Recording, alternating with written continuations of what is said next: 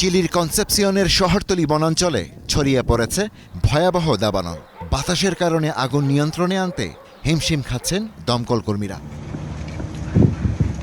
একই অবস্থা রাজধানী সান্তিয়াগোর দক্ষিণে নুবল ও বায়বীয় অঞ্চলেও। দাবানলে এ পর্যন্ত 18 জনের মৃত্যু হওয়ায় ওই অঞ্চলের জরুরি অবস্থা ঘোষণা করেছেন চিলির প্রেসিডেন্ট গ্যাব্রিয়েল বরিক।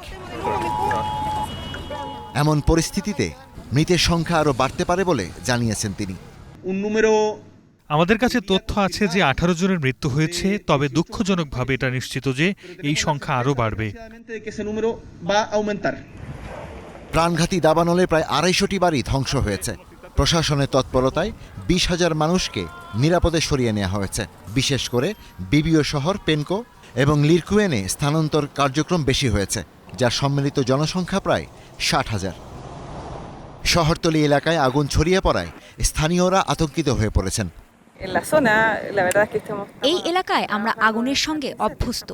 গত বছরও আমরা দেখেছি, আগের বছরও দেখেছি, তবে প্রতিটি বছর যেন আগের বছরের তুলনায় আরও ভয়াবহ হয়ে ওঠে। এবার দুর্যোগটি ভিন্ন, কারণ এটি শহরতলি এলাকায় ছড়িয়ে পড়েছে, আর সেটি সবচেয়ে বেদনাদায়ক। দীর্ঘমেয়াদী শুষ্ক আবহাওয়ার কারণে চিলির মধ্য ও দক্ষিণাঞ্চল ঝুঁকিপূর্ণ হয়ে উঠেছে। শুষ্ক আবহাওয়া আগুনকে দ্রুত ছড়িয়ে যেতে সাহায্য করছে এবং জরুরি তৎপরতা চালানো দলগুলোর উপর চাপ সৃষ্টি করছে।